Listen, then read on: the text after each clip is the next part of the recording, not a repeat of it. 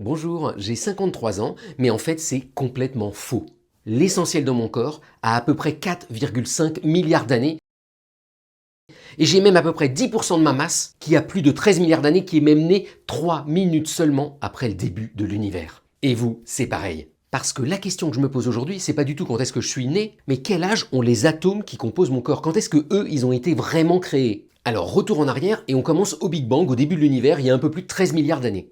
À ce moment-là, il y a en gros une soupe hyper chaude de plein de particules élémentaires, et puis au bout de 2-3 minutes, tout refroidit suffisamment pour qu'il y ait de la nucléosynthèse primordiale. Ça, c'est une façon très savante de dire que les protons et les neutrons, ils s'accrochent, et que ça forme les premiers atomes de l'univers. Mais là, il fait tellement chaud qu'il n'y a que deux atomes qui peuvent se former, l'hydrogène et l'hélium, c'est les deux plus légers. Et la très grande majorité des hydrogènes qui composent votre corps, en gros c'est 10% de votre masse, ils sont nés à ce moment-là. Je veux dire, l'hydrogène qu'il y a en ce moment dans les molécules de ma peau, il a été créé littéralement 2 minutes après le début de l'univers et il n'a pas bougé depuis. Et pour les autres atomes de votre corps, c'est encore plus marrant. Bon, en gros, c'est essentiellement de l'oxygène et du carbone.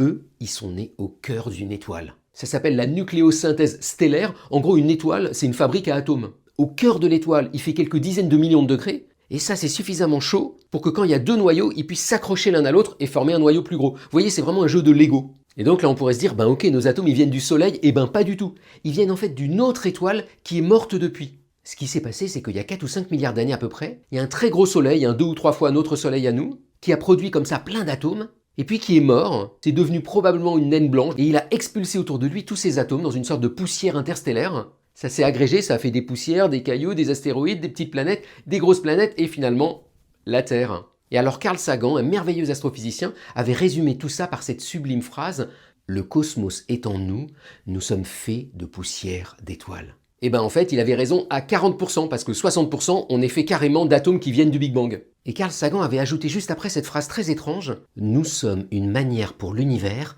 de se connaître lui-même ».